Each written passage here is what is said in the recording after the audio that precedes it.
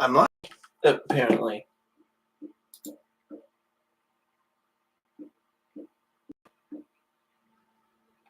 Indeed.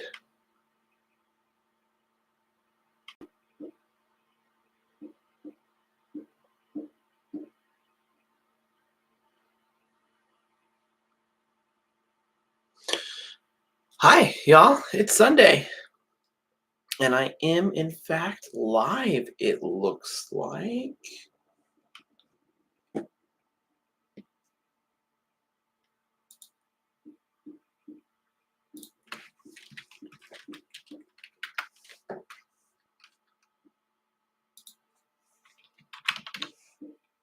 I'm just getting everything set up, ready to go. And actually, I'm going to pop away to grab my breakfast and stuff like that.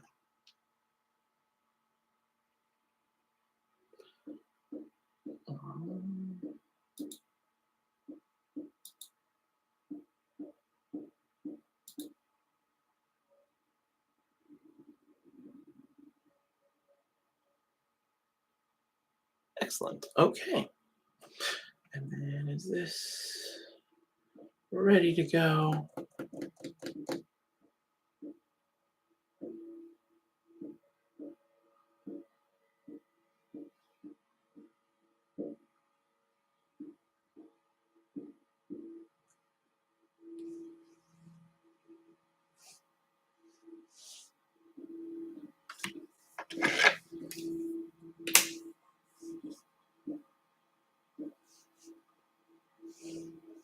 Huh.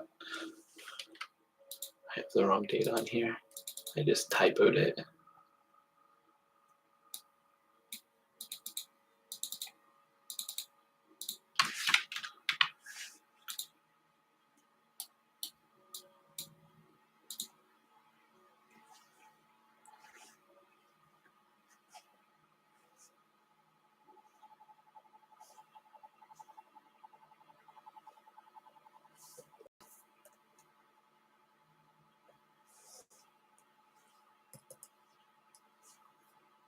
There we go.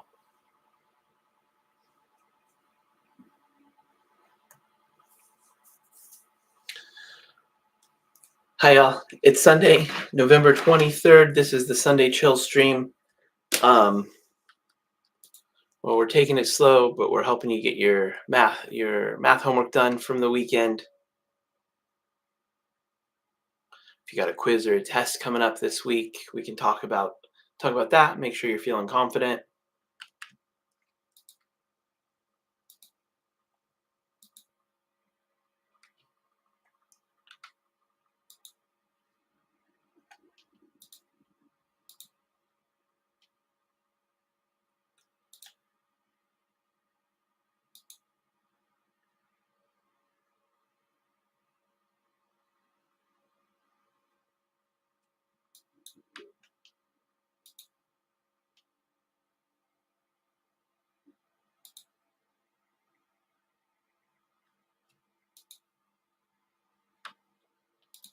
Okay, there we go.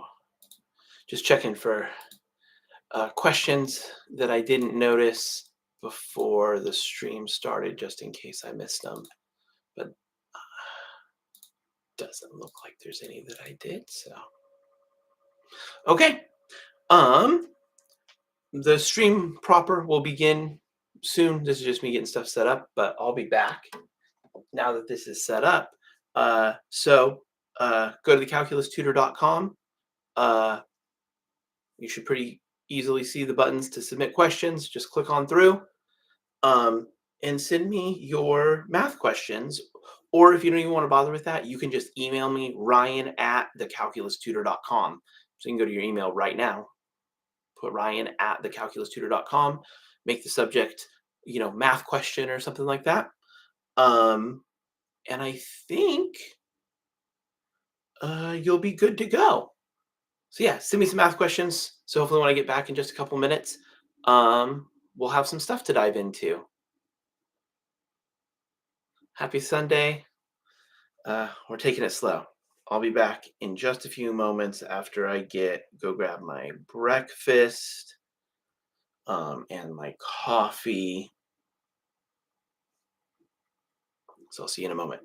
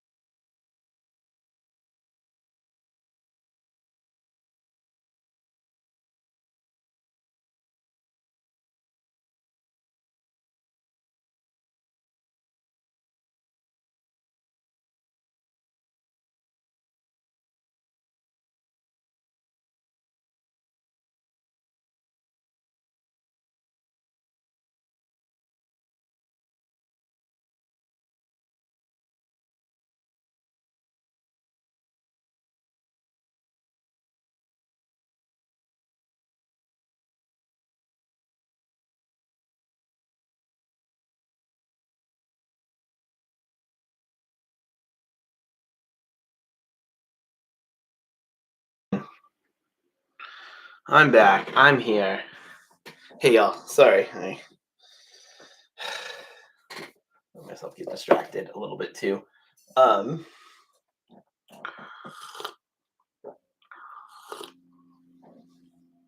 I'll probably end up stepping away at some point to take off this heavy sweatshirt. I get really warm while I'm sitting here streaming. Um, and in fact, I kind of want to open my window.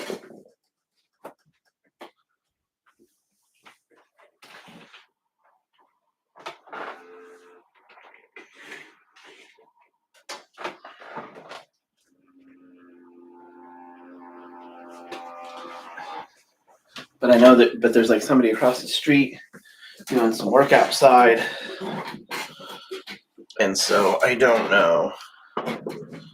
Hopefully that outside noise is not being picked up terribly. It's not that loud with the window just cracked, but it's definitely louder than having the window closed, you know?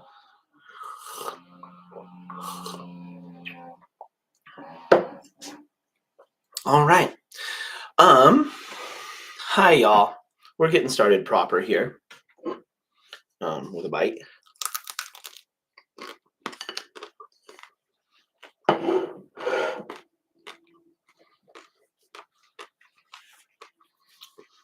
Sorry. I haven't had breakfast yet. I sometimes kind of forget and realize as I'm trying to head into something, like my stream or something, that I'm like super hungry. I'll go, oh yeah, that would make sense. I haven't eaten yet. So, what are we doing? This is the stream. So, be here for 2 hours.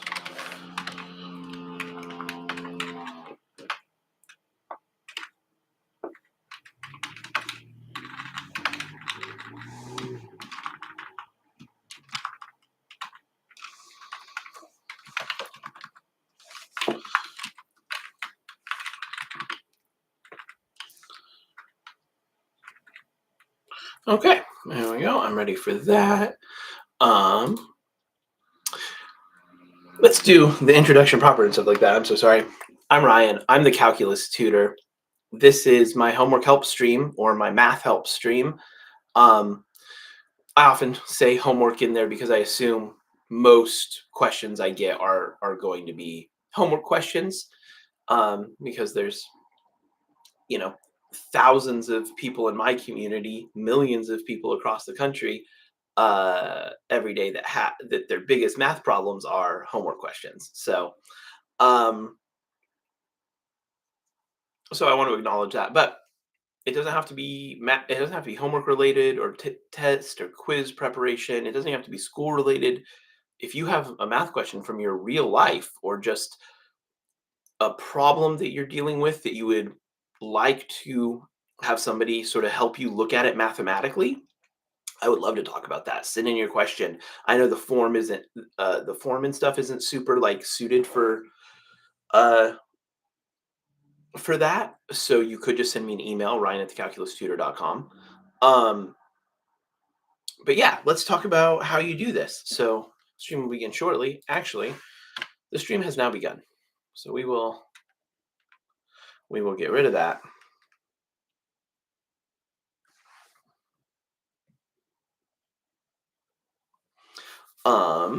And then let's talk about how you submit a question. You go to the calculus tutor. What happens from there? Let's find out. Oops. There we go.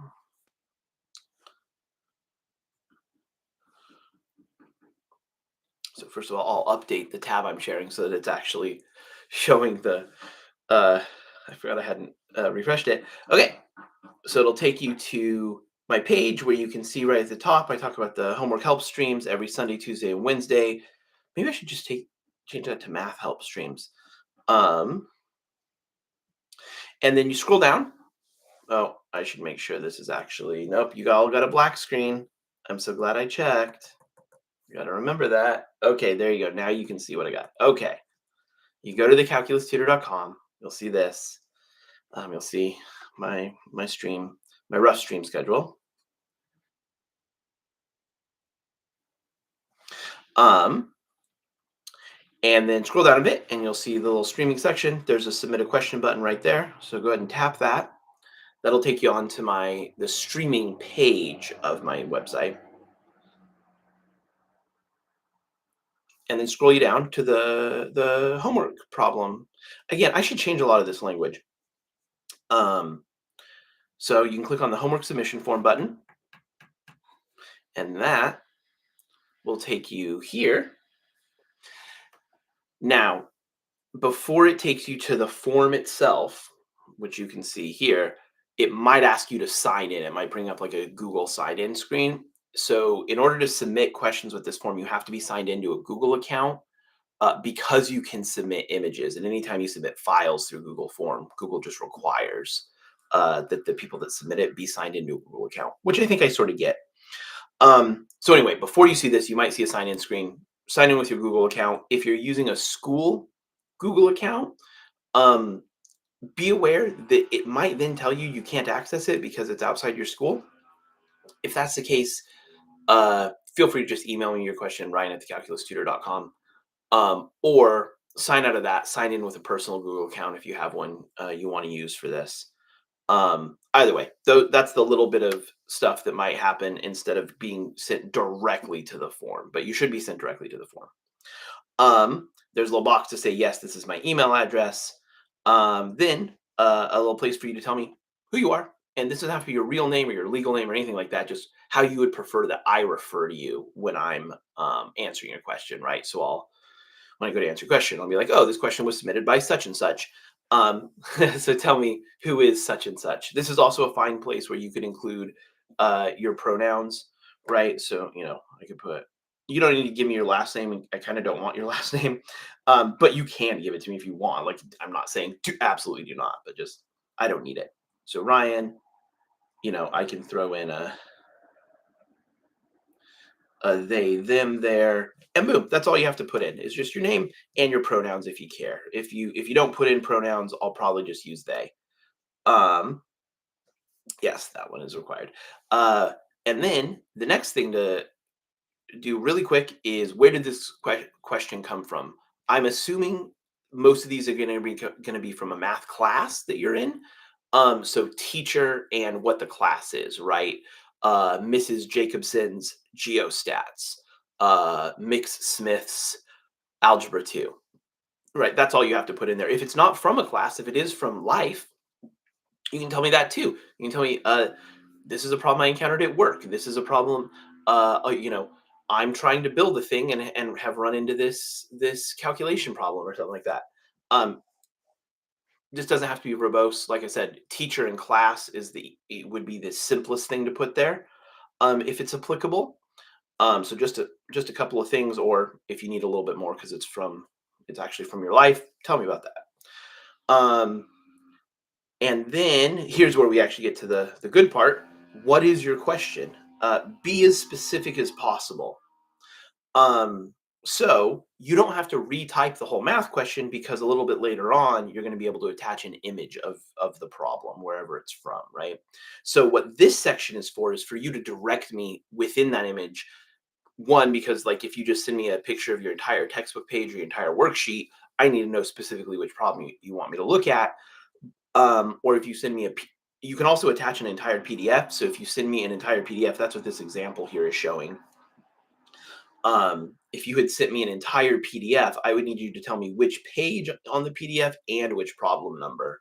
Because just giving me the problem numbers, a lot of times when teachers make these PDFs, the problems on page one are from this thing, and the problems on page two are from this thing and this thing, and sometimes the PDF has, multiple problem number threes and multiple problem number sevens, and it doesn't actually, it goes 1, 2, and then it skips to 8, and then the next problem is labeled number 4 because they've just pulled these problems from all over the place, right?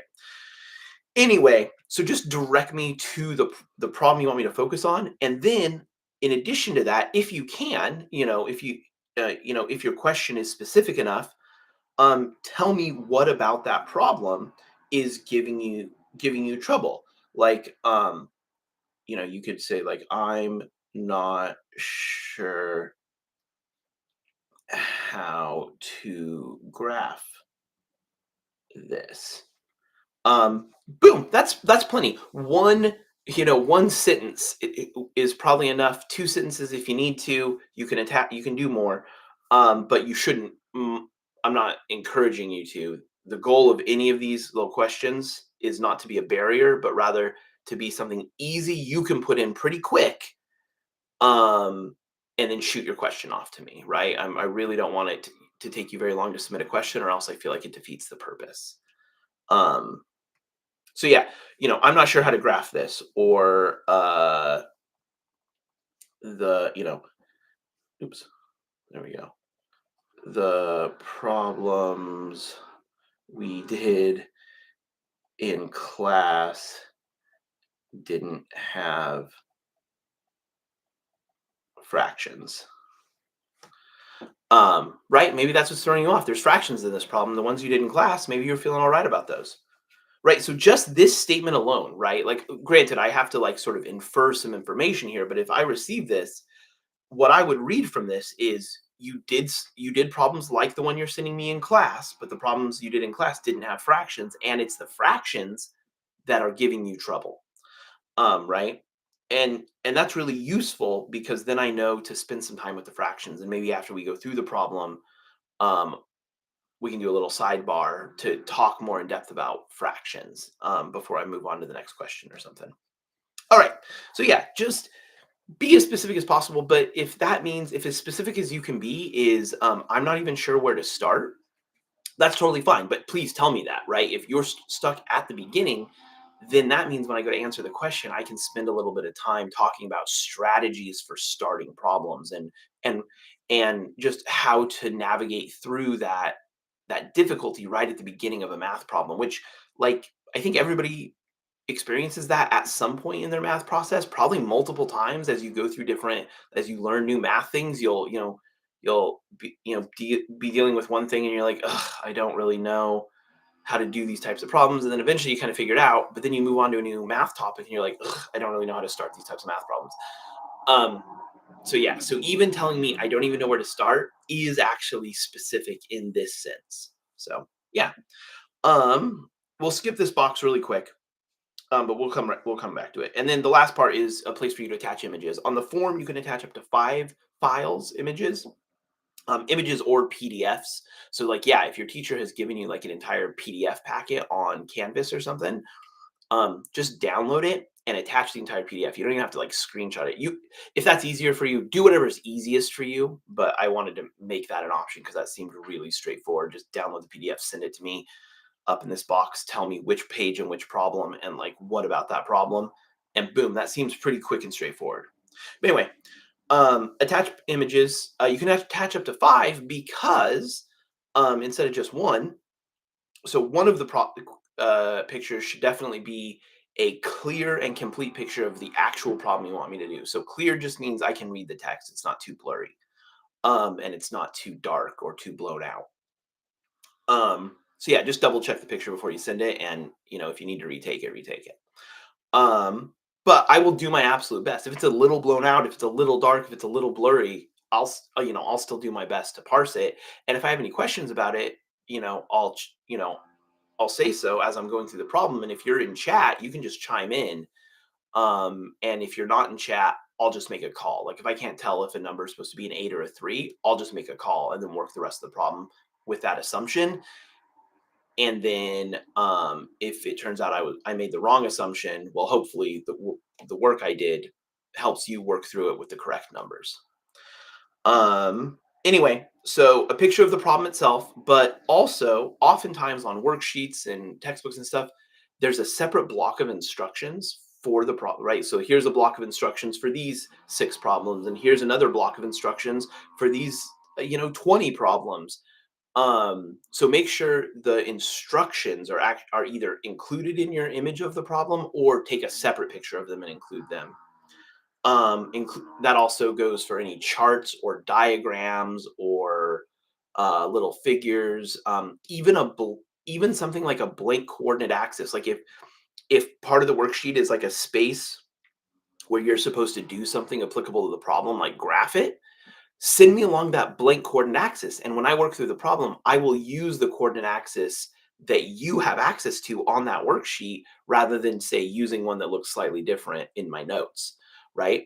Um, so feel free to please do send along that stuff. And like figures and stuff can be really important because sometimes the way math problems are set up is there's information in the figures that isn't actually included in the text of the problem. So yeah, that's part of being complete when you send these in is the whole problem. Um, and then the only other thing that you might think to include is if you've tried the problem and have gotten stuck, or you weren't able to get the correct answer or something like that, send me a picture of your work. Or if you did similar problems in class, or another problem in the homework that you did and you feel confident about that one, or maybe you don't, but you did get to the right answer.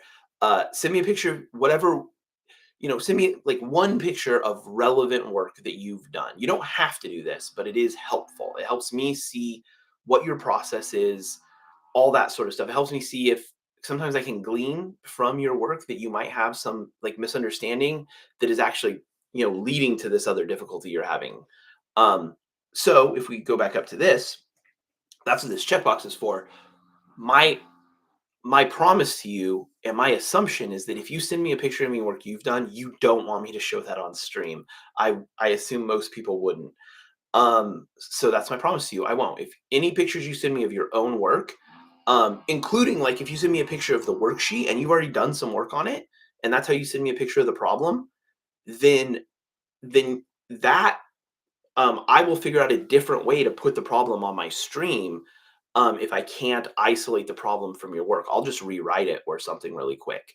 So yeah, my promise to you is your work will not show up on stream. That said, some students, especially pre-calculus, calculus, in college, university, mathematics, stuff like that, sometimes what could be helpful for them is for me to go through a problem that they've gone through and like critique their work and say, and just they it can be helpful for them to send me in their work and for me to go through because like they're heading into a test or something that has like these long complicated problems and they want to know that the process they're using will work and then so in those edge cases, which I assume will be pretty infrequent, those people might want to check this box to say actually what I want for you to do is go through my work on stream because that's the helpful thing. And once you've gone to the sort of higher level mathematics, a lot of times the anxiety, the self-consciousness you might feel about other people seeing your math work has started to diminish somewhat at that point because you end up having to show your math work to people um, a fair bit on your way to getting to those levels of math. And so you've just sort of, oftentimes people have sort of gotten used to it. But yeah, that is how you submit a question. If the form's not working for you, you don't want to use the form, whatever, you can just email me directly, Ryan at thecalculustutor.com. uh Here's some guidelines for what to include in your email, but it's all the same stuff that's on the form, right? Just tell me who you are, how you specifically how you would like me to refer to you on stream, like what name you would like me to use for you. And then again, like your pronouns, if you care what pronouns I use for you. Problem source. Again, class and teacher, or really briefly, where in your life is this problem from? How are you how did you come upon this math problem? And then your math question. But remember, you can attach images, and in an email, you can attach more than five. So attach the images, the clear and complete images, with the problem, the instructions, the figures, and potentially a picture of your own work that's relevant to the problem. Um, and then because you're going to include those, same thing from the form, just your specific question. Direct me where in the pictures you're sending me, where you want me to focus, and specifically what about the problem gave you trouble, so I can know what topics to sort of focus on and what aspects of the problem to focus on. But that's it. That is how you participate. Um, the website is going through some changes. Um, there's a banner here now, which is actually a status banner this is where I now have an easy place to communicate. This will always be there, even though the stream section disappears when I'm not streaming.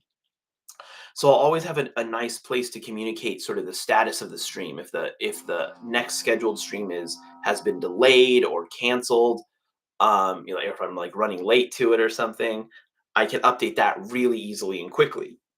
Um, and just to let visitors know. And then otherwise it'll probably just say when the next scheduled stream is. But yeah, I like that.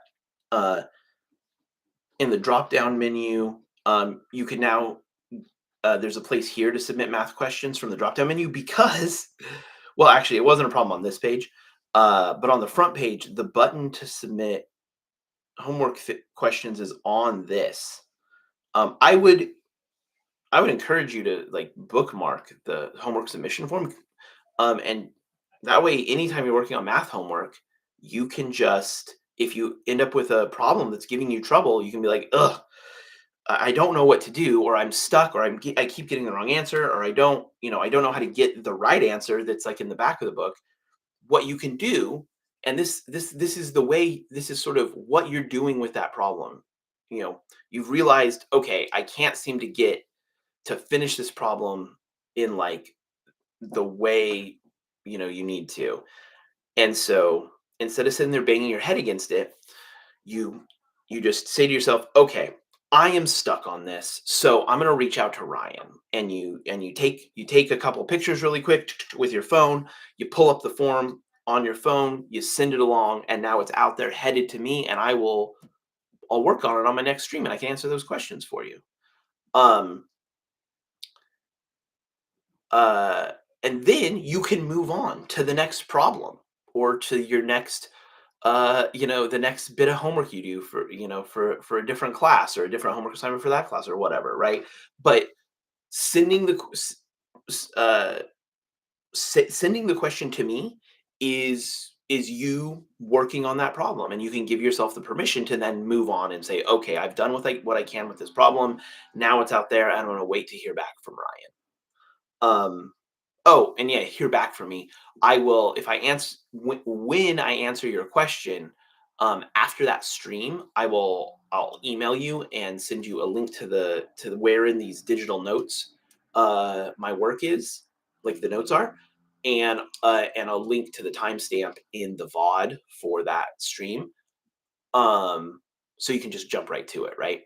So that'll be really nice. So yeah, you send the question out, and it's just waiting. And now you're like, okay, that I did that problem. I didn't get the correct answer myself, but I've done something on it. And that's actually really good, right? That's as you get older and move through school,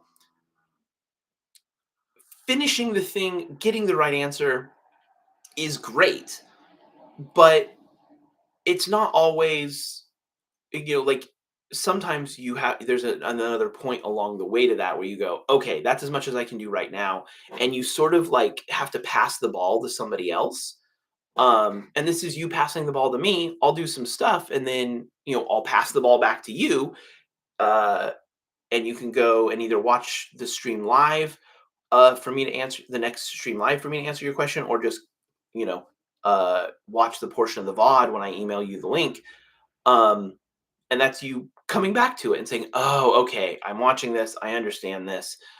Send me follow-up questions or whatever." But yeah, that's our process here.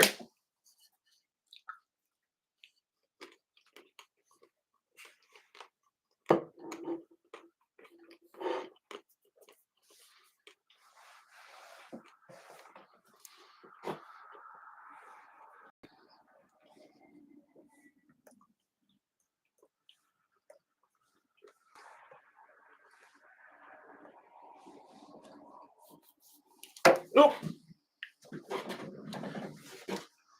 drop my stylus.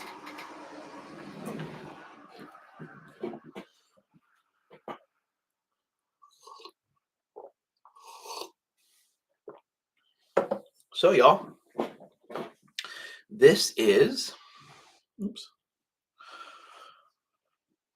Let's check for submissions now that we've gone through that. Let's see if anybody was like, "Oh, okay. I didn't know what you wanted in that. box on the form, but now that you've gone through it, I feel more confident sending you a question. Yeah, and my goal, like, I know this is hard, but like, if something about this like, if you want to participate, you would like to ask me a question, but you're having a hard time getting it to me. Um, I would really encourage you. You could just actually hop into my chat, if you're watching this live, or you could just email me, ryan@thecalculustutor.com. Um, and please tell me about it, to whatever amount you're able to articulate, even if that's like, hey, I like the idea of this, it doesn't work for me. And if you can't in the moment when you're sending me that message, if you can't articulate why it doesn't work for you, that's totally okay. Um, I would like to have a conversation with you about it, and that means I can ask you some questions that might help you be able to figure out how to articulate it. Um, because I'd really like to make this accessible to you. Anybody who thinks this seems useful but is having a tough time figuring out how to use it, um, please try to connect with me. That just that first connection, so I know you're out there, is all it really takes, and then I'll reach towards you as well. Um, yeah, that's I feel like that's the most difficult part of this. What I'm trying to emulate here is the like drop in uh math help I used to offer when I was a math interventionist at one of the local high schools here. uh, a couple days a week I would have before school time, and a couple days a week I'd have after school time, where students could just drop in unscheduled, and ask me questions from that they've had as they've been from their math class, right? Whether it's quite a specific homework problem, whether it is, a more general conceptual problem, or it's just needing to tell me about how they're struggling in math class, right? Like, uh, and some students came to me with that, with like just not liking math class, um, and we just talked about it, and we were able to find some amount of solution. We were able to start working towards, and find little things to change here and there. Um, so yeah, it just starts with a conversation, and you don't have to do all of it, right? And so what I was trying to get at is uh, that made things really easy. I was in the building. Students could literally just, like, all they had to do was come to the hall I was in, come through my door, right? And that can be a heavy lift. Um, but like, and I advertised that I was there, like, in the morning announcements and with flyers around the school, things like that, right? So like, I made my presence known, and it was easier to make my presence known because the people who might utilize my help were in the same building with me, and I knew they would walk through the same spaces as me, and so if I left evidence of myself for them to find, I could be confident they would find it. This is different. There's no one place I can leave evidence of myself for people to find, that I know all of the people who might be able to use my help will be able to come across it.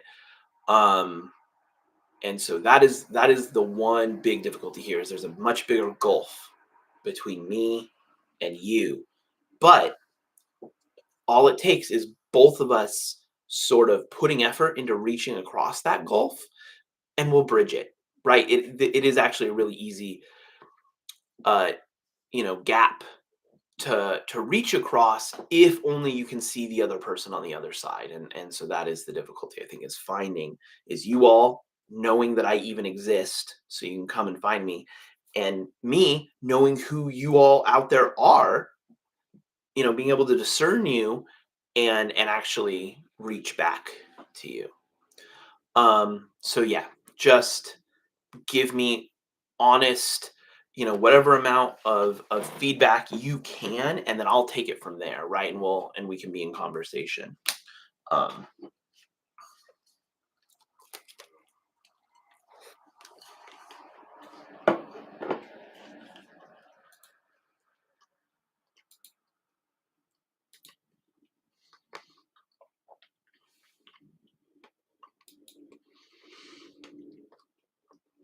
I don't really have any content planned for today. I was kind of hoping there would be some questions. And I don't have any, like, student questions from, I mean, I do. I could go back into like some of my notes and pull out problems that I worked with some of the my one-on-one students, and we can just work through those together. But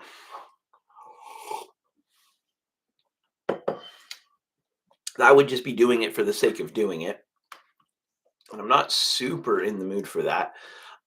Partially is, I mean, it's probably become somewhat evident already, but it will become more and more evident as I continue to do more of these, and especially as I continue to have to fill space. Um, just to, like, I want to hold this space open in my calendar, um, in the actual day on which uh, the stream is occurring. I want to hold the space for the stream to happen. I need to, just because I launched the stream and people aren't immediately here to ask questions and things like that, doesn't mean somebody might not pop in towards the end of the stream with a question. And so I need to actually do the stream even if there isn't anything there to do. And that's generally a frustrating thing for me anyway.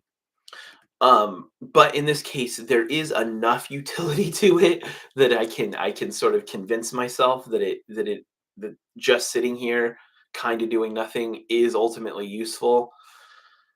Um Anyway, though, the longer that continues to go on, or the more of these opportunities I have where there isn't actually things to do that are helpful to people during this time, other than just hold the time available, um, the more opportunity I'm going to have to just talk and share.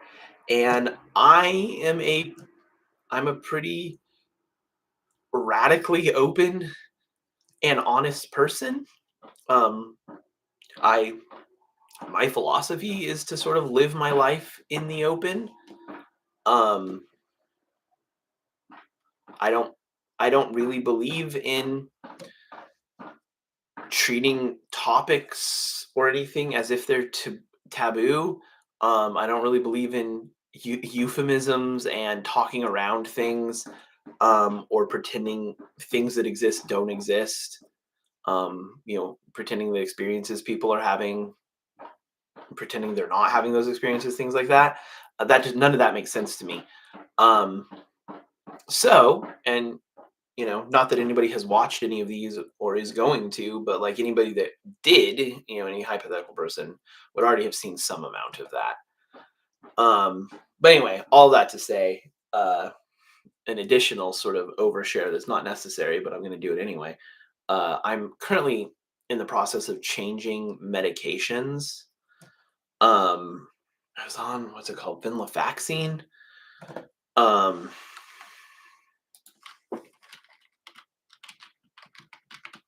yeah, venlafaxine, which is Effexor. It's an SNRI. It's a serotonin norepinephrine reuptake inhibitor. Um, and I take it for depression, anxiety. Um, I have struggled ever since like adolescence with depression. Um, and as I got older, um, a real big kick of anxiety started to enter the mix, and my anxiety started to also really grow, and then made it hard to do anything about my depression. And so, um, I find myself at 40 with pretty severe depression and anxiety. Um, I'm in the process. I have a therapist that I work with weekly, once every 2 weeks, just depending on what our schedules allow. Um, and I'm trying to treat it, also medically, medicinally. And yeah, I was on this venlafaxine Effexor, and honestly, I just don't feel like it was doing that much for me. I was still pretty depressed. I was still having a lot of anxiety. And one of the things with this medication, I don't know if this is an SNRI thing specifically, or if it's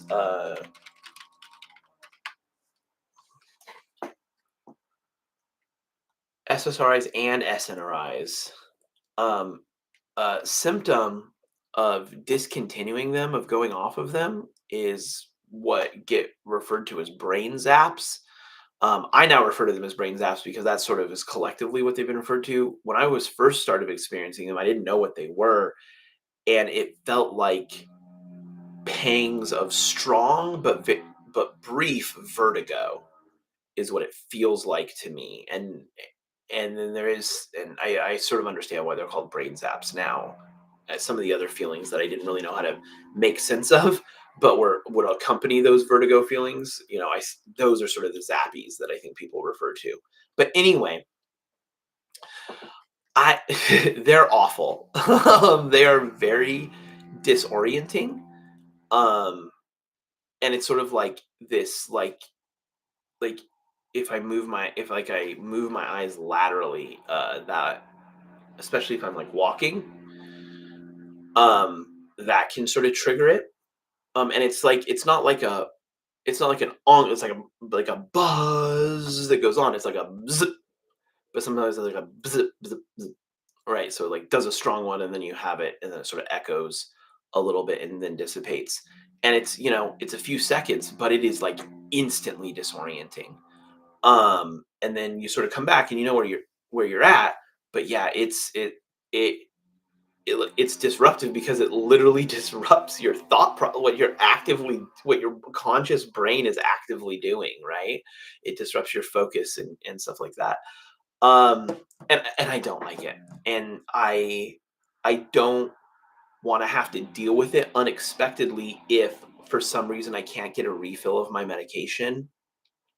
And things like this have happened. Actually, I had a doctor at one point that took me off of an SSRI, like, suddenly, like, switched my medication, said, "Okay, we're gonna take you off of this and put you on this other thing," and didn't taper me off, and I don't know why, um, and I got super bad brain zaps, like, I didn't know what was happening. It was, yeah, uh, it was it was scary, um, and then, um and I think I went back on those because I found out that's what happening, and so I still had some, or I had like an old prescription or something. So I went back on them and like fired that doctor and talked to my primary care physician, and they got me like another prescription of it, and then we started talking about what we could do from there. Um, and in fact, I think maybe it was this medication. I would have to go back and actually check my records. Um, but um,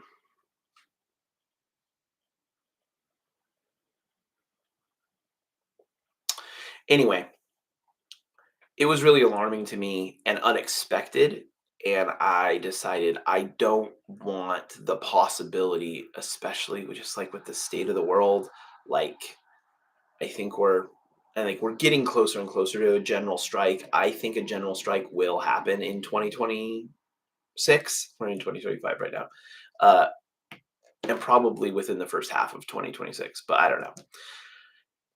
But in the case of, like, a general strike, I may not be able to get my medications, um, and so I don't wanna have to unexpectedly go through this without knowing what else might be going on in my life, so I'm choosing to go through it right now. I worked with my doctor to taper off, and so they've been pretty minimal, but they are happening, and all of that to say is, uh, I'm dealing with them right now and today, and it's making it a bit hard to focus, um, and so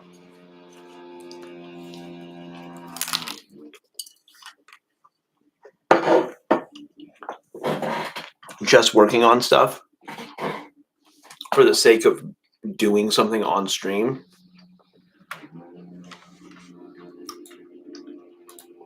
feels like a really low priority to me right now. Um,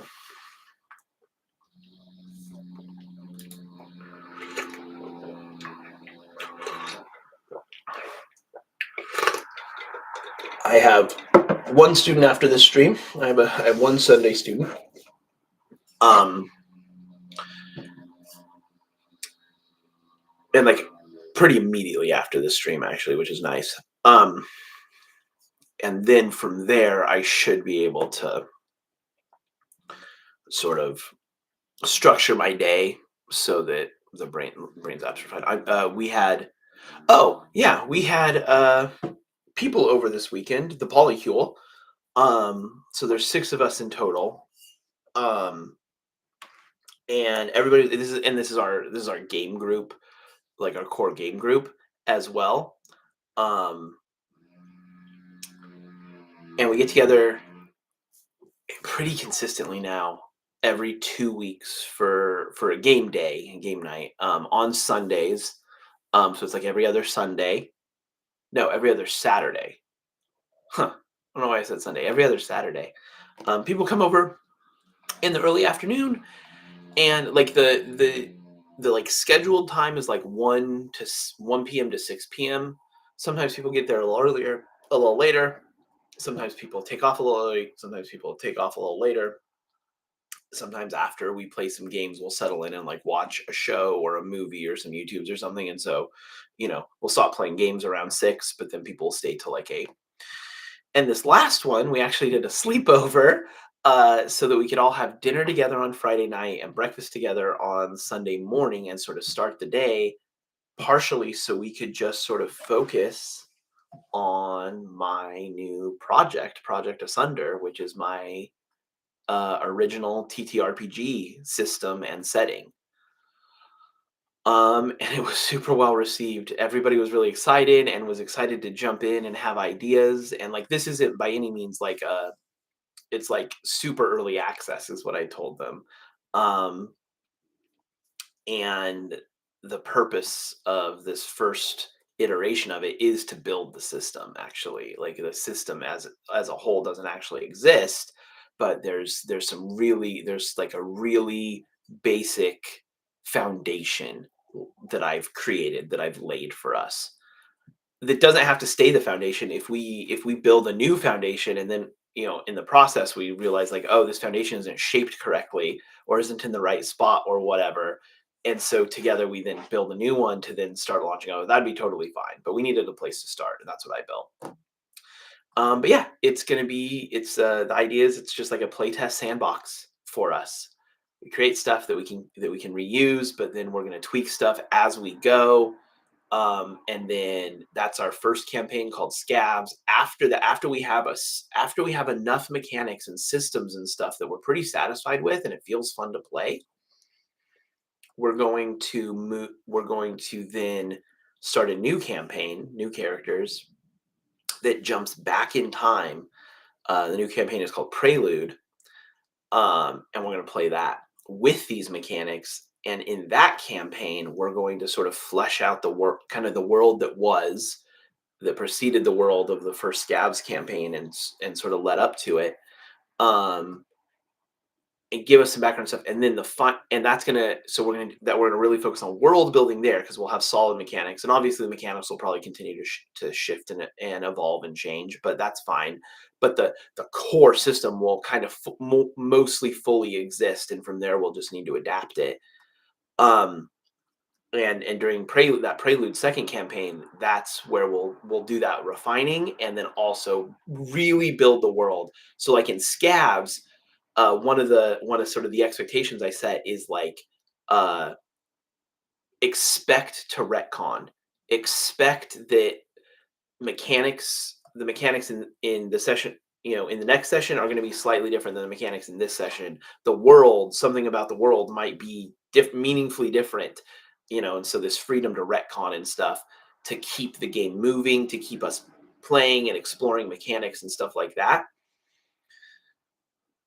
And then we'll sort of and some stuff will solidify. There will be some stuff that we just, no matter what, we sort of agree we like and keep with us, and there'll be other stuff we abandon, and that's totally fine. We need the freedom to do that. And then yeah, the next campaign we'll jump back, and we will relinquish that freedom to retcon. We will make a world that that is the world, and then after we've built that and we're pretty satisfied there, then we will jump into the third campaign, the final campaign of the trilogy, Asunder, which will jump us back forward in time to around the time of the first campaign. I'm still not sure exactly where it will be timeline wise. Part of that's going to depend on the other, the first two campaigns and what happens from them. Because even in the first campaign, we will end up establishing some amount of world building for that later timeline or that later time period. Um, but that third campaign is like the heroic adventure. We have the system, and we have a world worth saving type of thing. And so it will be time to save the world and use the third campaign is to try to push into that like heroic adventure. Um, so yeah, and so this was I what I've just told you about the second two campaigns is basically all I told the players as well. Um, I have more sort of a little bit fleshed out for those other two campaigns, but hardly anything. But I have quite a bit for Scabs, the first one, and I shared that all with them. So Friday night after we did dinner, I did like a pitch. I had a on a previous stream. I showed a preview of the slideshow of the Google Slides deck that I made. I made like a pitch deck for them to sort of say like, does this sound intriguing? And everybody was like, yeah. And so the next day after we did breakfast, we did Dutch babies, uh, which are delicious and I hadn't done in forever. Um, After we did breakfast, we sat down and we did session zero. Um, my group's not opposed to multiple session zeros before we start a campaign. But I don't think I think we're gonna do a lot between this time and the next time we would sit down for session one because we have some plans. We have plans for next game day 2 weeks from now. We have a plan for a week from now. Um, I don't know 3 weeks from now, but that's not a game day. So, and because we have done a lot of stuff in a row, people will probably be excited to actually have a free weekend. And then the next week after that. So I'm looking at like 4 weeks from now, a month, end of December. Well, going right on to around Christmas season, actually. So that might disrupt things further. So we may not actually do session one until January. So I have a lot of time. And in between then, I'm going to be communicating with everybody. And I set it at the end of session zero. I set everybody up with what they would need to think about for their characters to make their characters. And I'm going to be doing continue to do world building and making components for the game and stuff like that.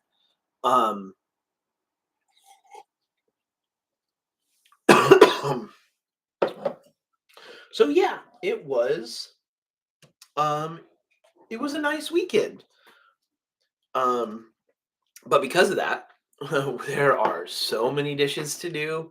Um just because when people are over and we're doing stuff and I'm mainly like the dishes person in our house. And so um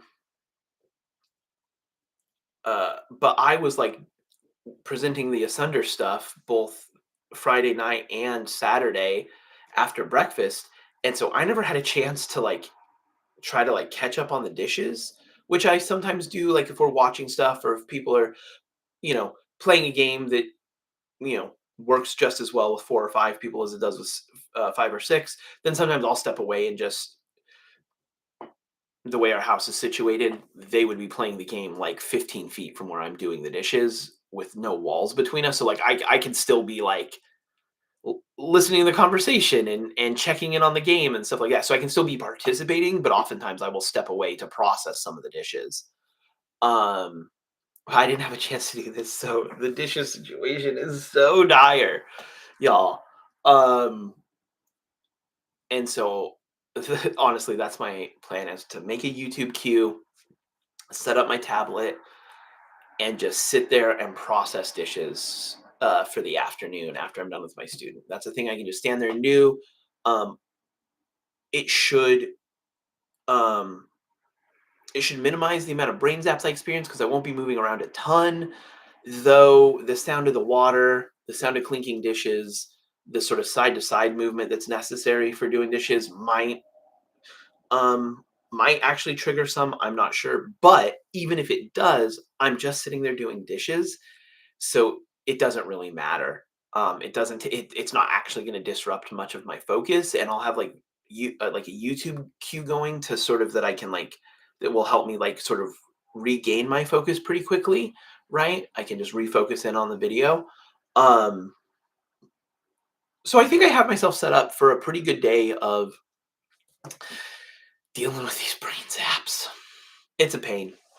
But I think, and then Monday also, I don't think I have much going on. So if I still continue to have some amount of brain zaps on Monday, which is a possibility, but I honestly don't think I will. I think I just need to experience, and I've been putting this day off. Like I started to get a little bit of brain zaps on Thursday. I was like, I'm getting ready for people to come over. I need to be able to focus. I was trying to finish up the presentation, all that sort of stuff. So I took just a tiny bit of the venlafaxine to get rid of the brain zaps, and same thing on Friday, and same thing on Saturday. I took just a little bit, just like a quarter of the smallest dosage pill. Um, just a little bit, just enough to stop those brain zaps and kick the can down the road a little bit. So I've been yo-yoing a little bit, which is not great for me, and which also means I've been experiencing the brain zaps to one degree or another for more days than I otherwise would have needed to. But I said, okay, I didn't take any last night. And I had started after people left. And as I started to head towards bed, I was starting to get some brain zaps. And honestly, I was thinking, like, good. Maybe most of this will happen while I'm asleep. But I woke up still with some, and I'm still experiencing them. But I'm hoping a full day today. I didn't take any more today. I'm not gonna take any more today or tonight or tomorrow, or at all anymore. I should be done, right? Like that's the whole point. Is there had to be this one last point. So I've been tapering off, tapering off, tapering off because I've been tapering off slowly. I haven't gotten any brain zaps as the dosage has dropped. Just it's worked out nicely that but now I'm finally to that point where the last step is just to let my body clear it out. And it's that bit that really gets the brain zaps going as my body really starts to clear out the drug. Um so, you know, so I'm letting that happen today and then potentially tomorrow. In fact, I actually have literally this is crazy. This almost never happens anymore, where I have literally nothing on my calendar, not even like a little reminder or anything tomorrow. That's crazy. In fact, I feel a little weird about it, but also I feel really glad and thankful to myself that somehow I allowed that to happen so that if I need it tomorrow to continue to have hope, what would hope will hopefully be one last day of these brain zaps. I've heard some people say that like when they went off of it, their brain zaps just proceeded to never go away. Um, I I would assume mine would be worse if that was going to happen. I don't know for sure. Maybe those ones that just continue to linger long after are these sort of more um, not quite as strong. I don't know how to describe it. Um, but we'll see. I don't think that's going to happen. I know right now that I have a very low amount of that venlafaxine in my system, and so it makes sense to me that I'm experiencing this now. If I, you know, and if tomorrow I continue experiencing them more or less to the same degree, and then Tuesday I also get up and am experiencing more or less to the same degree, that will at that point I'll start to be a little, concerned, and I'll probably reach out to my doctor because after a few days, the amount of this I have in my system should be cleared out because I'm on a quarter of a super low dosage. So like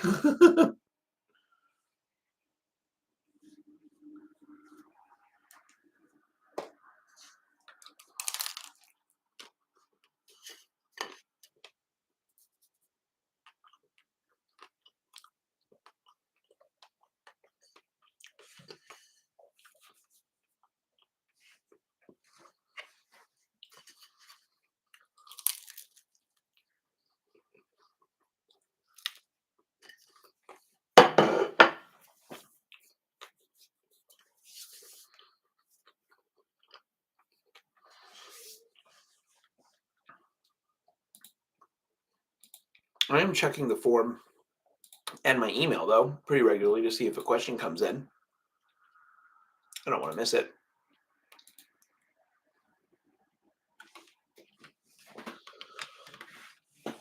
But also, I'll get myself set up for the other 2 streams this week.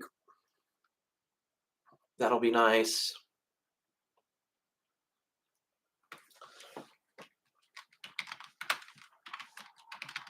Let's check my personal email, I suppose. Actually, really quick, I am going to go. I just have a couple like frozen freezer breakfast burritos is what I was having for breakfast. And they were hot and warm out of the toaster oven when I grabbed them, but I've almost finished the first one, and the second one is now kind of cold. So I think I'm gonna go pop that back in the toaster oven for a couple minutes. I'll be back before it's done. I'll just have to pop away a couple times, once to put it in and again to get it out. So let me.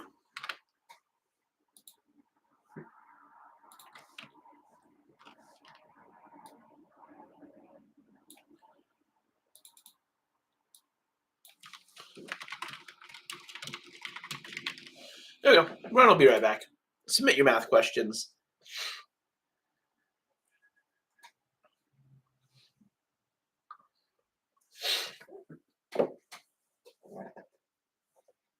All right. See you in a minute.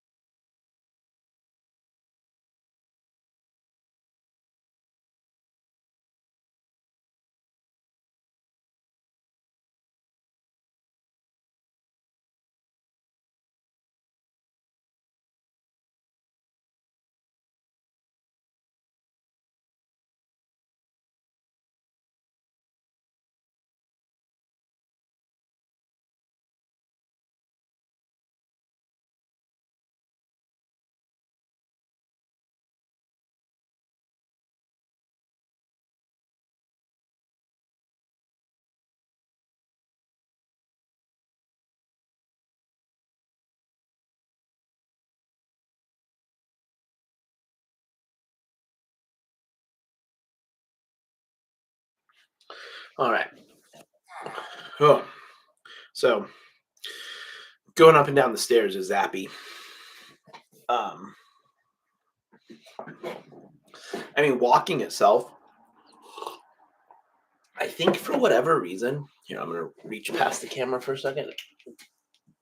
Turn on that warmer light. There we go. Oh, I just noticed I was looking very blue. Yeah, I think something in my inner ear triggers the brain zappies for me. Maybe it's just a combination of like or it's like maybe it's not the inner ear, maybe it's some, I don't know. But it seems like a combination of like lateral and vertical movement kind of triggers it for me. So walking is, you know, you're sort of moving in all, your head is moving in all three dimensions as you're walking, right? And that seems to kind of do it. But Ryan's back. Tell a friend.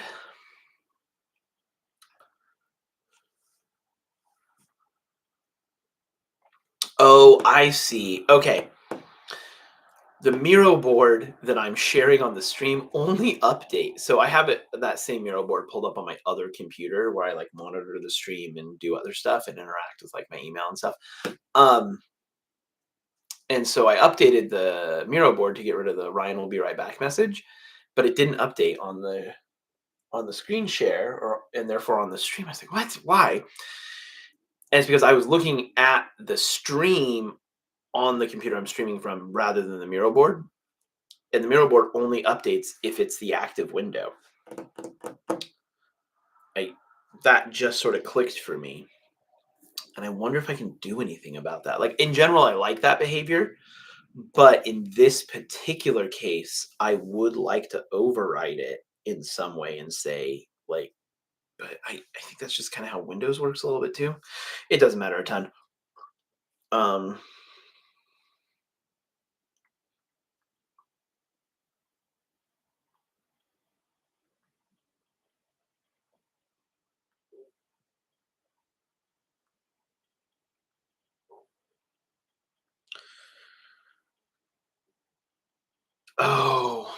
I had this idea of, yeah, of doing dishes and stuff today because that just keeps me in one place. And even though there is a little bit of like lateral movement and stuff, or a fair bit of lateral movement, and it might trigger the brain zaps, it'll be a good place to have them because I think anything doing other than kind of just sitting in one place is going to trigger the brain zap. So, but even oftentimes sitting in one place with my eyes closed, that's the trick, right?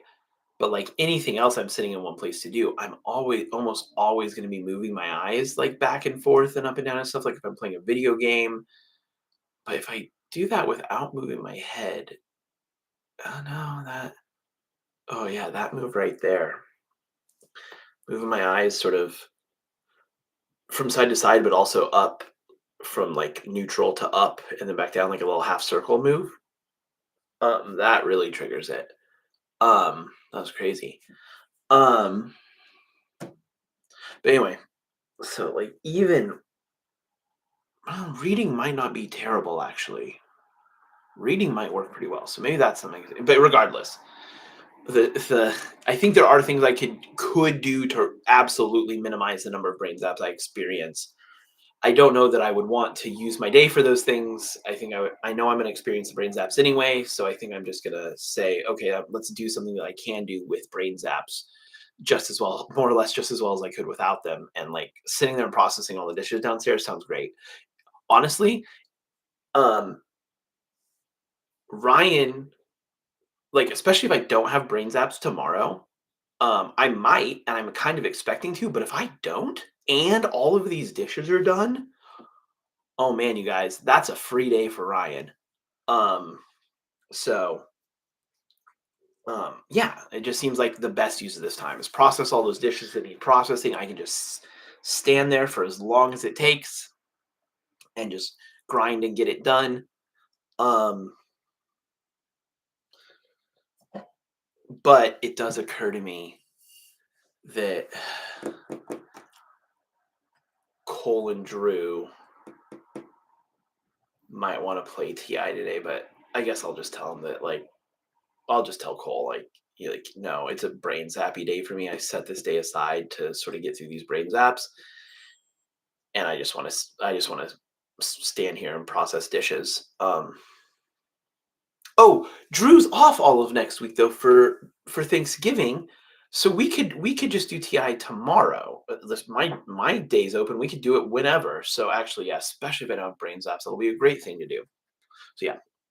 But also they might not want to. They might want to do like Drew and Cole might want to do other stuff with their day. We do have another geeky thing here about me. Um, so I live with my partner Cole. Um, but we live in a duplex. Um, so next door is attached to us, though there's no within the structure, there's no way to pass between them. But right next door lives Drew, our friend, member of the Polycule group. Uh, Drew is Cole's other partner. And so Drew lives right next door. And Drew introduced us to Twilight Imperium. And I was super into it as soon as he introduced us to it. It's kind of a bigger game than this particular game group actually wants to deal with. Um, Ruby seems to be kind of into it, and anyway. Drew and I finally got Cole to play TI with us, so we're playing 3-player TI, which is actually already a very quirky version of TI, but TI is Twilight Imperium. But those who know, but Twilight Imperium just had an expansion come out, big expansion that adds a new game mode to it. That's a drafting.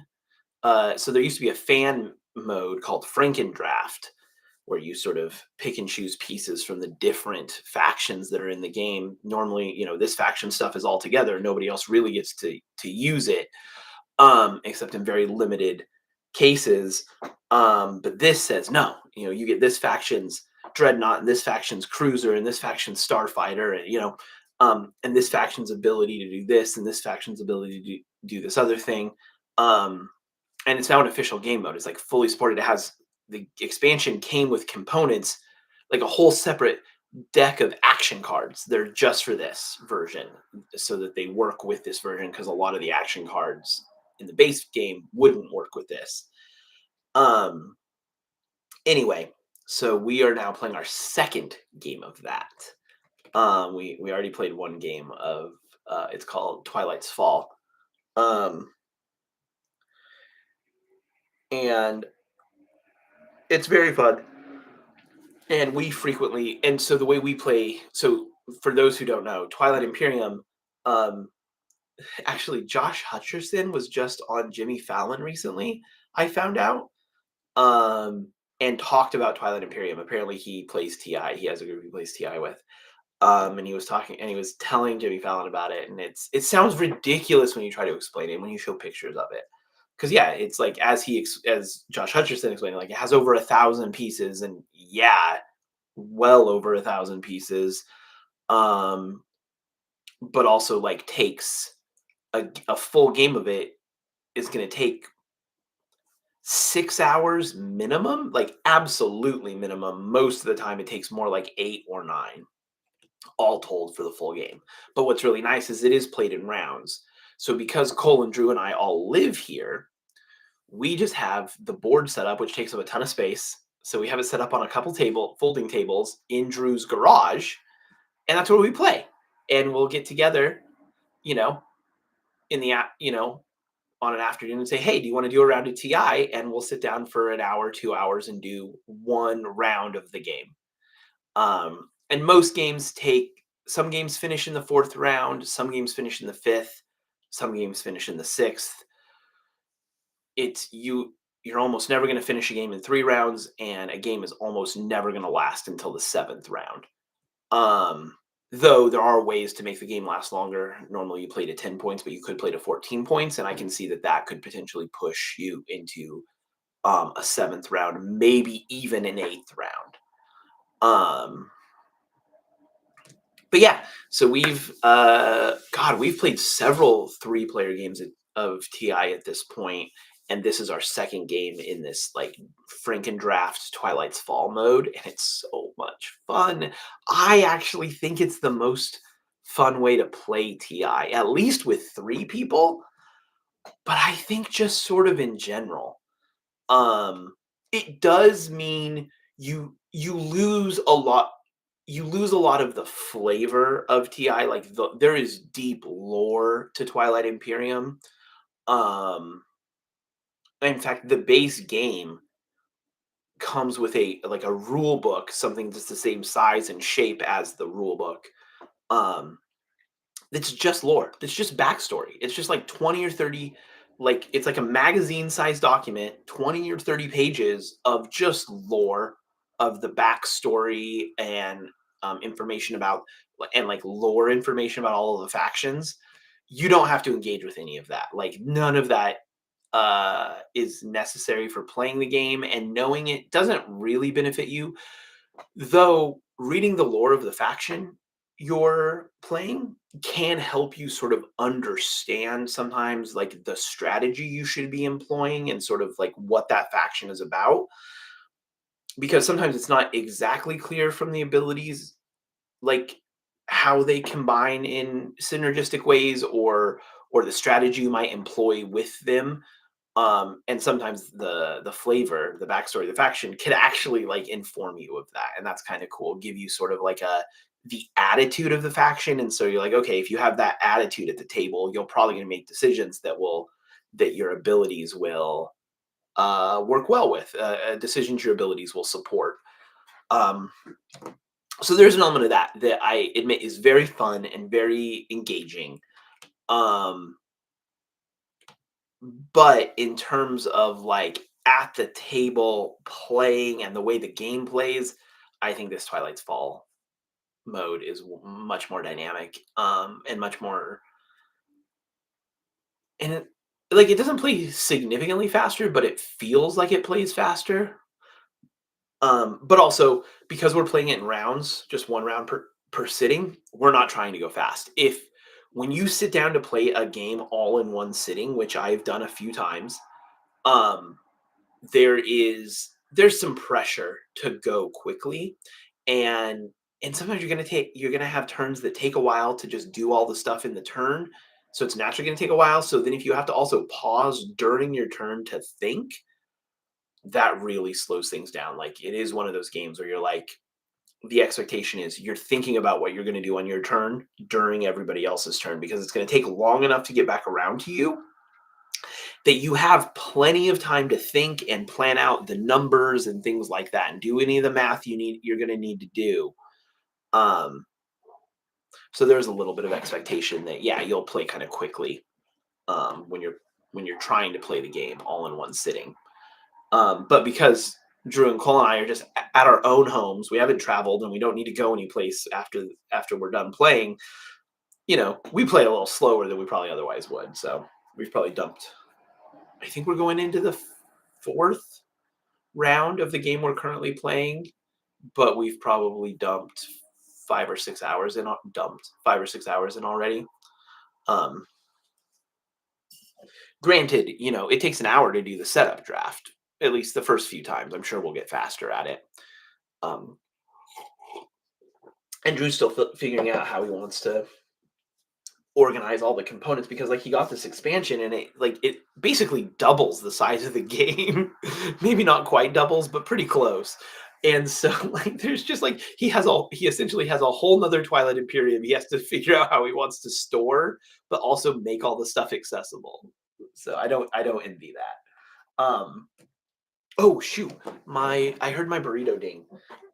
Let me go grab that. um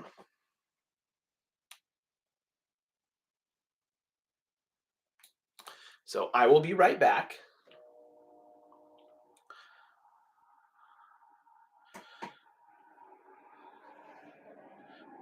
See you in a second.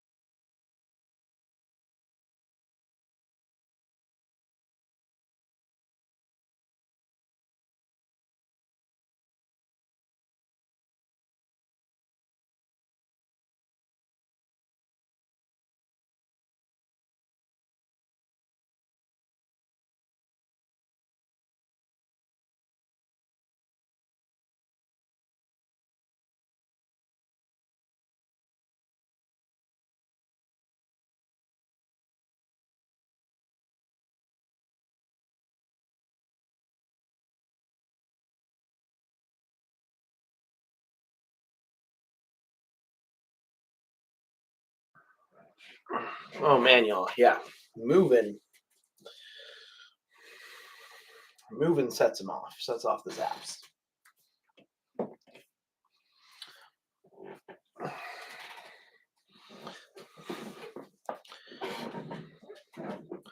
So, but like they have been somewhat minimal sitting here at the desk, even though I'm like moving my eyes and my head and even my body like back and forth a little bit. I can sort of feel them just a little bit. But when I got up, especially when I was coming back upstairs, um, as I sort of came up the stairs and turned and came into my room and was just like turning and like stuff was moving in and out of my vision. Um, that really felt like it made them sort of cascade. Um, Whatever, good to know. Like I said, I still think standing there at the sink, more or less just listening to YouTube videos, but just having them right there for me to refocus on after any like particularly intense apps, I think will be really useful. Um, Thanks for letting me just ramble. One thing it did occur to me that I could maybe show.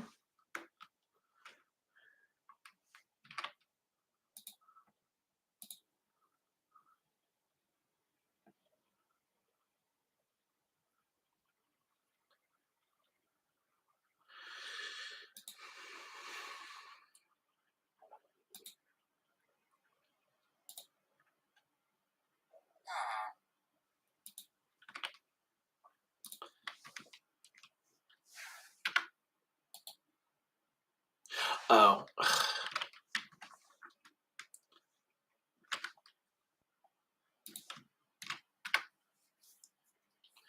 I need to make this accessible.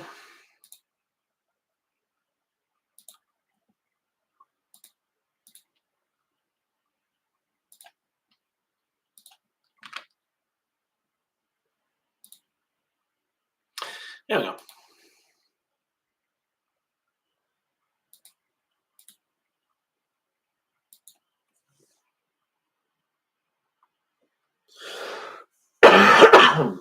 Sorry, y'all. So I may have shown this off in a previous stream a little bit.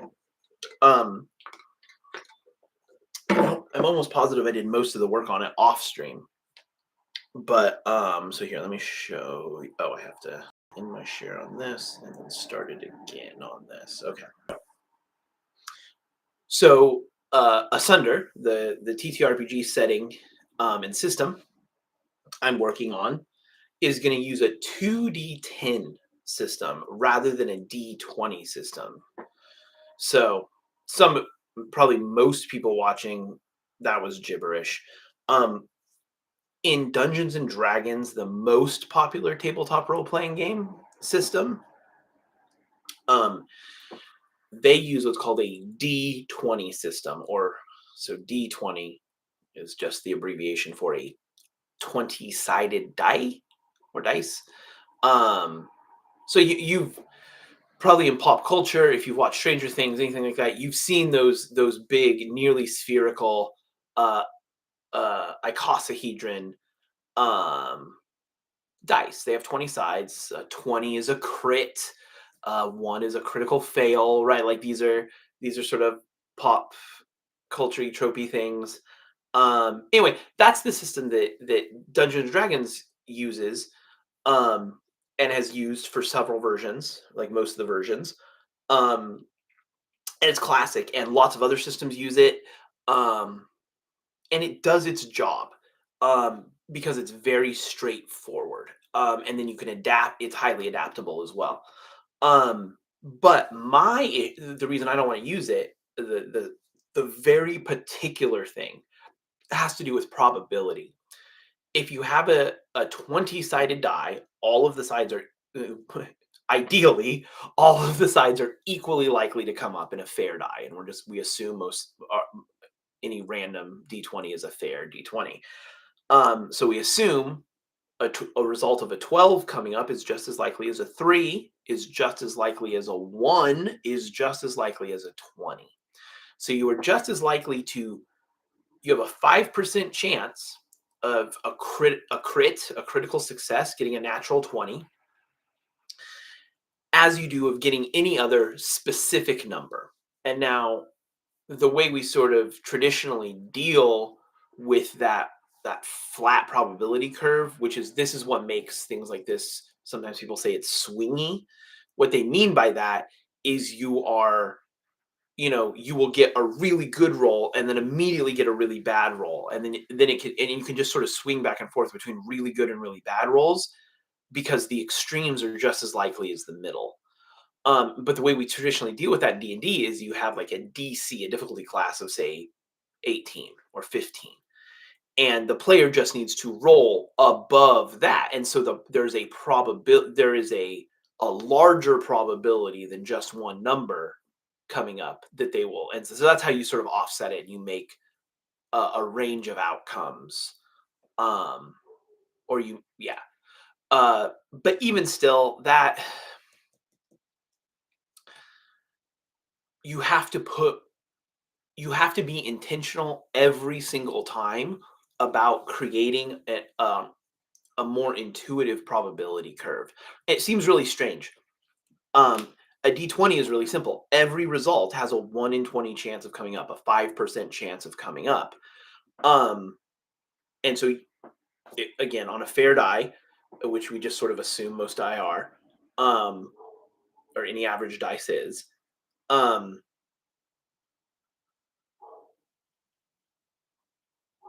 what was I going to say? Sorry. Yeah, that 3 is just as likely as that 15 is 12, right? So it's flat.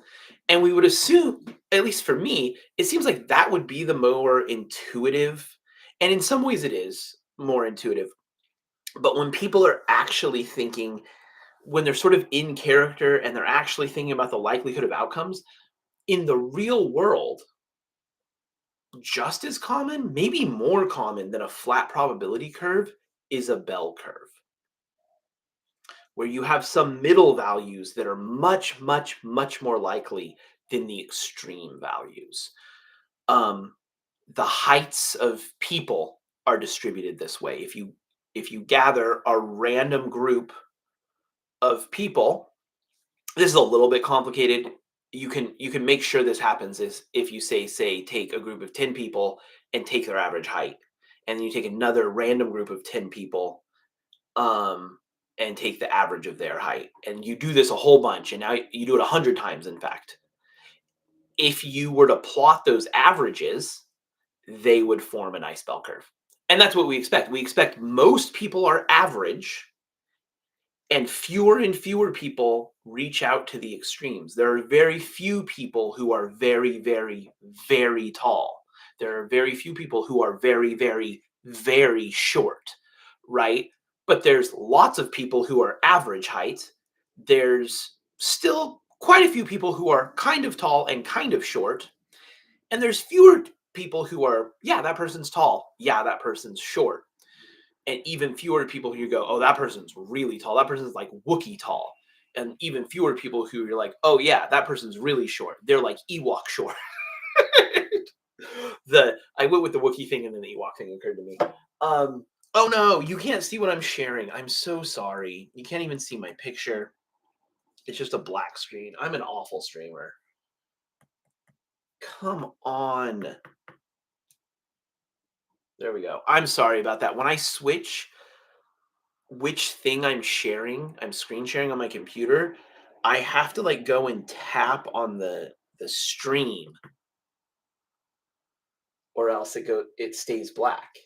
It like goes to transition, goes to black for a second, but then doesn't come back unless I come back to the stream page and like tap on the little stream part. It's like I got to wake it back up. Anyway, sorry about that. So all of that to say, we we actually have a lot of intuition about the probability of a bell curve. Even though it's a more complicated shape, it actually fits our intuition really well. And the reason for that is we encounter that probability curve out in the world all the time.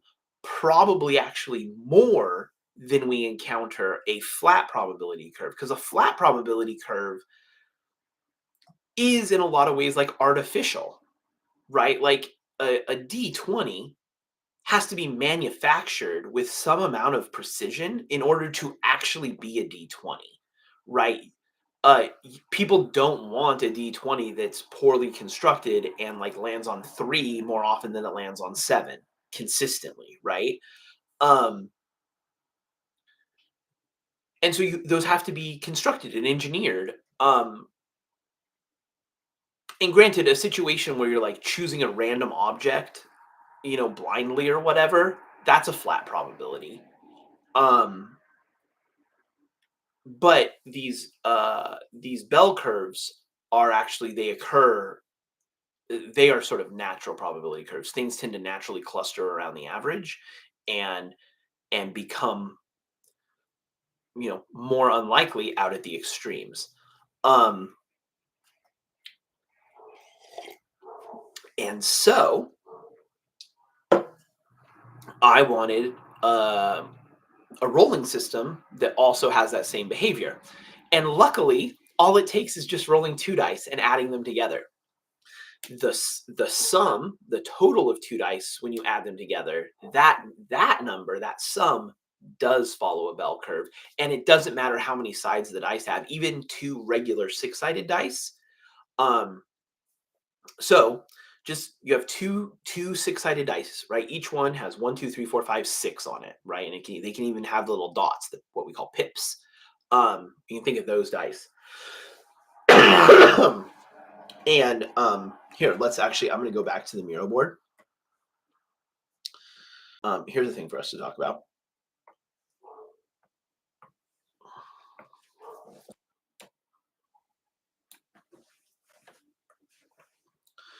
I have to go here and I have to tap on the thing. There we go. Because you guys have a black screen. But I'm going to go here. I'm going to tap on it in just a second. There you go. Now you can see the thing I'm actually sharing. Okay, cool. So let's imagine you have two 2d6, right? So you have ba ba ba ba ba ba ba ba.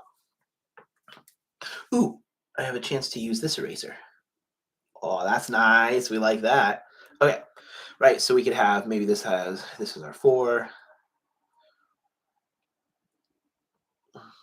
This is our 2. So this would have to be our 1. And then we have another one as well. Ba ba ba ba ba. I'm not going to do this for each outcome. I'm just illustrating for us. We have our 2 here. We have our 6 here. So this would have to be our 3 there. You have 2d6. So you're going to roll them and you're going to add the dice together. What are the possible numbers you could get? What's the full range of numbers? Right? Well, the lowest each dice could come up with is a 1 and a 1. So that's a total of 2. The highest the dice could come up is 6 and 6, and that's a 12. And now we sort of have to ask ourselves, is it actually possible to get every number in between, or is there some weird number in between that, like, there's no way 2 dice could come up to add up to that? But, like, I think it's pretty obvious that, yeah, you can get every number in between. You can get a 3, right? All you need is a 1 and a 2, or a 2 and a 1. 1 and a 2, or a 2 and a 1. You can get an 11. All you need is a 6 and a 5, or a 5 and a 6. And that gives you 11, right? And so you can see we can kind of keep doing this. If we keep this a 1 and make this a 3, well, now we get a 4. If we make this a 4, we can get a 5 and a 6, right? And so you can get every number. But the thing with, so notice there's only one outcome that gives us a 2. There's only one outcome that gives us a 12. However, for the next number in, a 3 or an 11, now there's 2 results. So we can already see there are more ways the dice could come up and give us these 2 numbers than these extreme numbers. In fact, getting a 3 is literally twice as likely as getting a 2 because there are 2 equally likely possibilities that could come up for a 3 whereas there's only one possibility that could come up and give you a 2. So it's literally twice as likely. And we could do this, honestly, we could do this for every number. An easier way to organize this would be in a table, right? So here's one dice, a 1, a 2, a 3, a 4, a 5, and a 6. And here's the other dice, a 1, a 2, a 3, a 4, a 5, and a 6. And we could just say, what are all of the totals, right? Down here, 6, 6, that's a 12. Up here, right, so maybe we do this to sort of separate off these numbers. So this is a 2. These are our totals, right? This is 1 plus 2 is 3. 1 plus 3 is 4, 5, 6, 7. Same thing here. 2 plus 1 is 3, 4, 5, 6, 7. 2 plus 6 is 8. It's really nice, right? And we can do the same thing here. 2, 3, 4, 5, 6, 7. 1 plus 3. So this pattern is the same. 4, 5, 6, 7. And then as you go across, you're literally just adding 1. So 4, 5, 6, 7, 8, 9, 5, 6, 7, 8, 9, 10, 6, 7, 8, 9, 10, 11. I'm starting to move those over too far. 10, 11, 6, or 7, 8, 9, 10, 11, and 12. And there we go. It's not lined up super nice. But this is every possibility that you could get if you roll 2d6, right? Because here's every possibility for one dice, and here's every possibility for the other one, and in between is the intersection of those possibilities. And so there are 1, 2, 3, 4, 5, 6 by 6 possibilities. There are 36 possible outcomes, right? So any one slot in here is one of those 36. But remember, if all we care about is the total, so let's look at what total numbers we have. Well, there's a 2, and there's a 3, and there's a 4, and a 5, and a 6, and a 7, and an 8, and a 9, and a 10, and an 11, and a 12, all the way over here. I'm going to grab our numbers starting to get a little closer together, but that's okay. I'm going to grab this and just get it away from the edge a little bit. Okay, now let's talk about how many times that number comes up. How many of each of those 36 outcomes results in that number? And what I'm going to do is I'm going to do like a little X above the number for each time it occurs in here. And then we can compare the heights of those. I could just write down how many times it occurs, but this will be kind of visually more interesting. So a 2, there's only 1 2. 3, though, look, there's 2 3s. So we'll do an X and an X above it. 4s, notice how they occur in these stripes, right? That's not a coincidence. That's geometric. But yeah, 4, there appear to be 3 4s. 5s, there are 4 5s. 6s, 1 2 3 4 5. 1 2 3 4 5.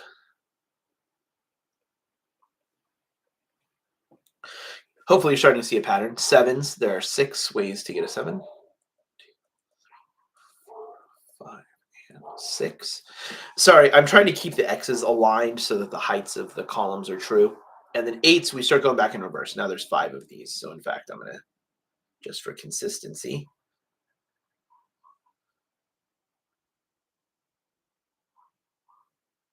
boom, there we go. So everything's the same height. Same thing with the 9.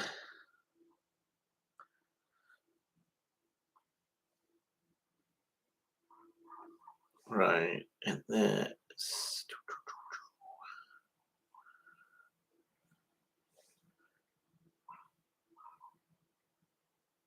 Boom, and then finally we'll do 1 and 2, and 1 for the 12.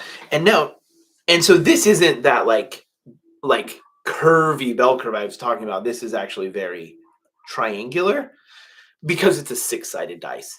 Um, Actually, I mean this same thing works out no matter how many sided dice. It's sort of triangular like this. But the key here is notice when you're talking about the sum of two dice, this seven is the most likely thing. And in fact, so from now on, if you play a game where you roll two six-sided dice and you add them together, or a result of seven in any way is meaningful to the game, this is why it's the most likely outcome, right? Does good stuff happen on a seven, but bad stuff happens on a three, or even on a two or a three or an 11 or a 12 or something like that, right? Like that's because those probabilities are really low. And when people are making games, they want them to be fun. So they want the good stuff to happen a lot and the bad stuff to happen enough to make the game interesting, but not enough to make the game frustrating. Um, but yeah, so this is with 2d6. I'm doing a 2d10 system because it gives you a wider range. The bottom is still 2, right? Because there's no 0 on a dice. So the lowest number you can get is a 1 and a 1, which is a 2. And then the top is a 20. So it actually gives you roughly the same range of values as a d20 system. And so that's why I'm doing 2d10, is because my group is most familiar with a D20 system, or at least I'm most familiar. I know a couple of people in our group have played some other systems, so I wouldn't necessarily say most familiar, but yeah. So what I was going to show, but we're sort of getting low on time, and so maybe I'll show it next time or some other time, is I worked out the probabilities for this 2D10 system I want to use. So instead of two six-sided dice, it's two 10-sided dice. So there's just each dice has four more possibilities instead of 36 unique combinations of dice. There's 100. 10 times 10. Um, and so it just creates a bigger space of values, which I think adds some more variety. But honestly, there's lots of systems that are 2d6 systems. A 2d6 system will get you really far, right? And in fact, if we look at this, there are one, two, three, four, five, six sevens, six outcomes that give you a seven. So that is 6 out of 36. That is 1/6. Getting a seven in a 2d6 system is the same as getting, say, same probability as rolling a 6 on when you roll just a single die, or getting any one specific number, right? um and I find that really interesting. And then every other result is actually a little bit less than any particular outcome on a d6.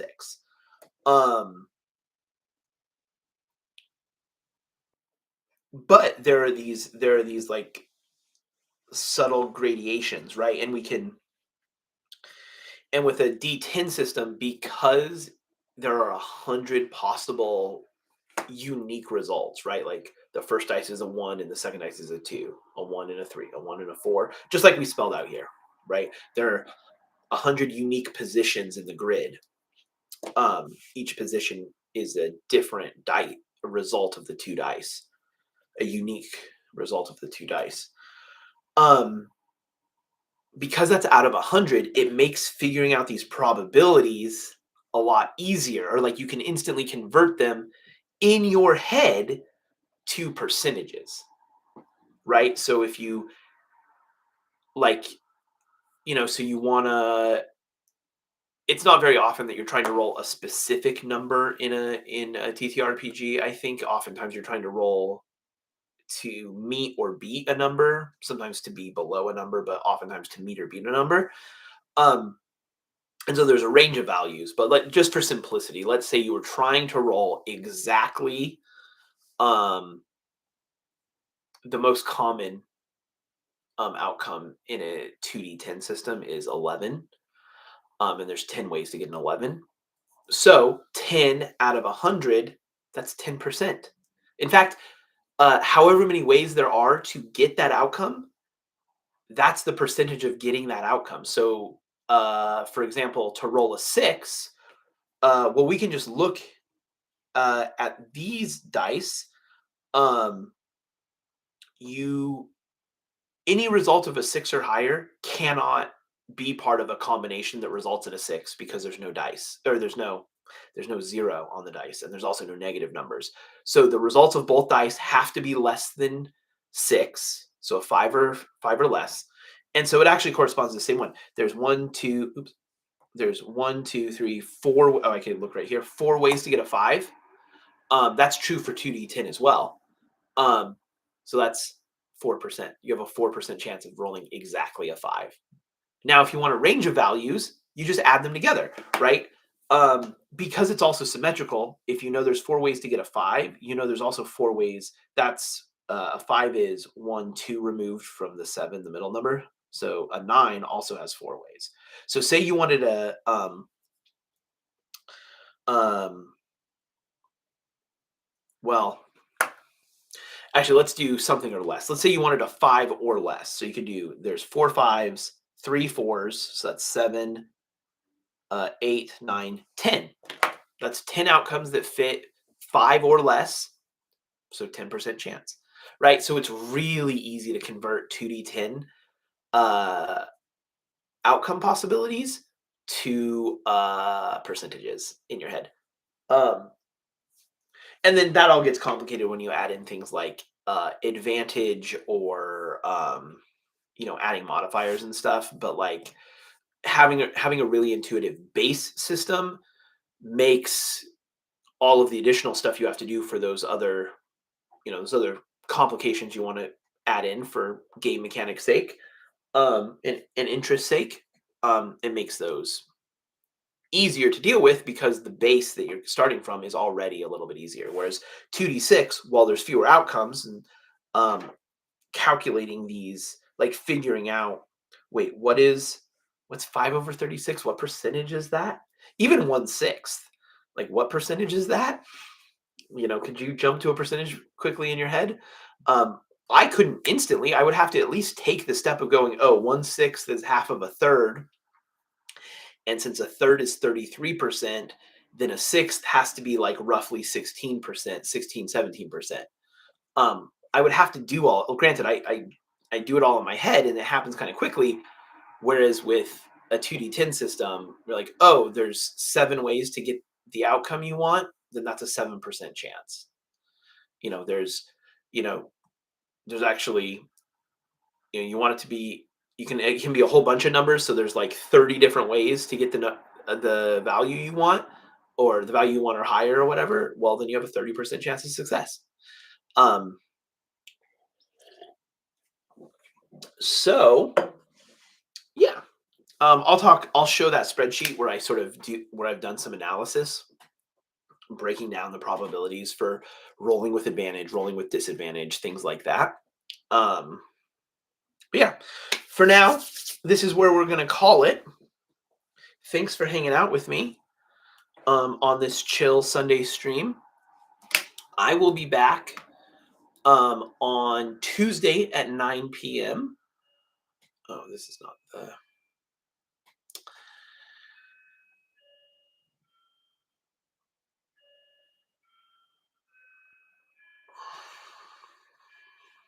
Ooh, actually, this will be a good chance for me to update this text.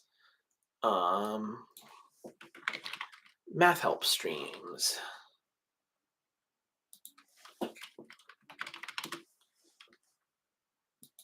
Boom.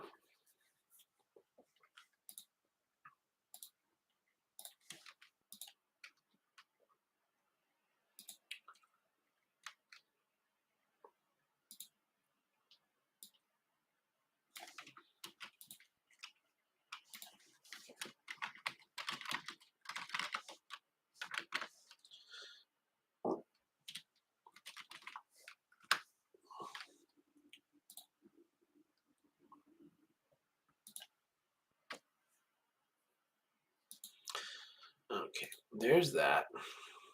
Oh, I'm going to go ahead and end the stream. I don't have to do this on stream. Y'all have a good rest of your weekend. I'll be back Tuesday at 9 p.m. for the night stream. Please you can submit your questions before then. You don't have to wait till the stream. And you don't even have to attend the stream to get your question answered. I will just email you and let you and send you links to where you can access the notes and the video answer. So have a good rest of your weekend. I hope it's relaxing and you stay warm. I'll see you in a couple of days. Bye, y'all.